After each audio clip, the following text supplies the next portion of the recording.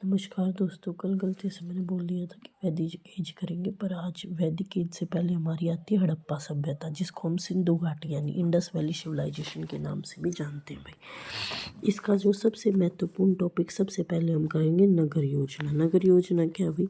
इसमें नगर कैसे थे, नालियाँ कैसी थी, ईंटें कैसी थी, भवन कैसी थी, सड़क कैसी थी, वह अन्नागार और एक हमें स्नानागार भी मिले हैं वो कैसे थे। ठीक है, अब इनके हम कुछ इम्पोर्टेंट सिटी करेंगे, हम सारी साइट्स बाद में करेंगे। इम्पोर्टेंट सिटीज़ में क्या क्या भाई?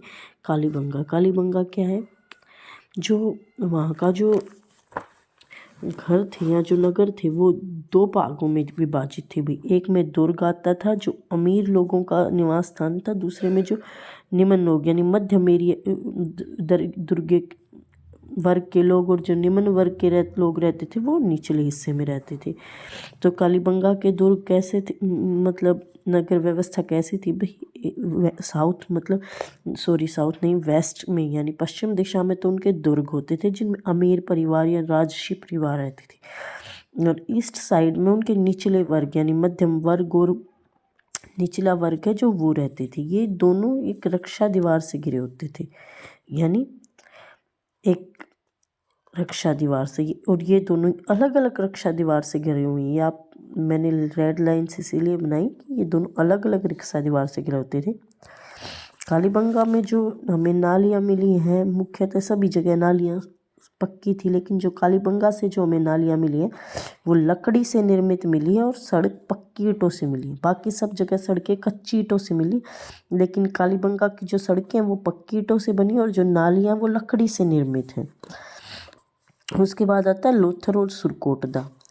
लोथल और सुरकोटदा क्या है? एक ही रक्षा प्राचीर से घिरे हुए थे। लोथल का एक अपवाद है भाई, यहाँ पे जो दुर्ग थे ना वो वेस्ट में ना होकर के साउथ ईस्ट में थे और निचला भाग वो ईस्ट में ही था। तो लोथल में दूसरा जो है घर कच्चे होते थे, वह नालियाँ पक्की होती थी। यहाँ पे घर कच्चे कैसे थे? कच्ची ईंटों से बने थे, वह नालियाँ पक्की ईंटों से बनी थी। फिर उसके बाद आता है बनावली। बनावली जो है वो एक ही रक्षा प्राचीर से घिरा था, यानी अलग अलग ना हो कि एक ही रक्षा प्राचीर से घिरा, लेकिन जो दुर्ग था यानी जो राजसी एरिया था वो फिर एक अलग से रक्षा दीवार से भी घेरा गया था, यानी दोनों की एक रक्षा दीवार से घेर के और फिर उसके अंदर भी एक रक्षा दीवार बनाई गई थी जिसके अंदर बनावली को घेरा गया था, वही दुर्गी क्षेत्र को।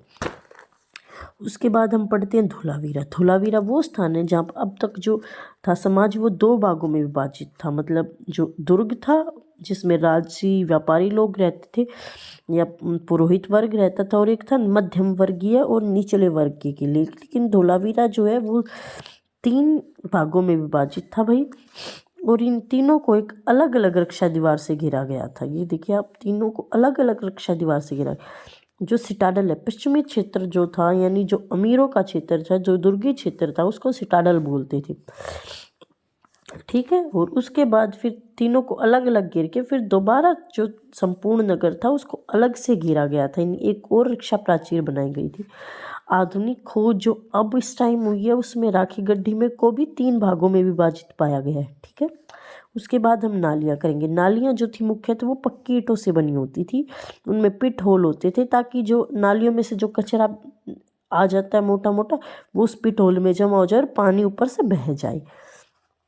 ठीक है, इसके बाद है जो नालियाँ मैंने आपको बताई थी, सिर्फ कालीबंगा में ही एक अपवाद है भाई, वहाँ की नालियाँ कच्ची लकड़ी से बनी होती थी। उसके बाद आता है सड़क।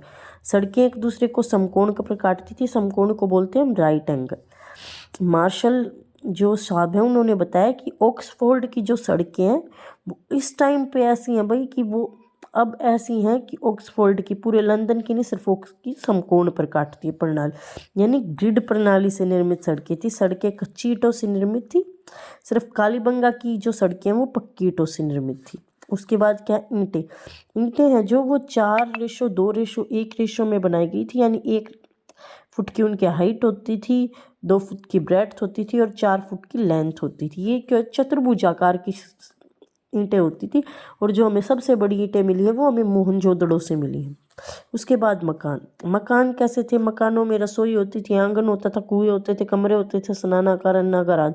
सबसे बड़ा स्नानागार हमें मोहनजोदड़ो से मिला है भाई, और सबसे बड़े अन्नागार भी हमें मोहनजोदड़ो से ही मिले हैं।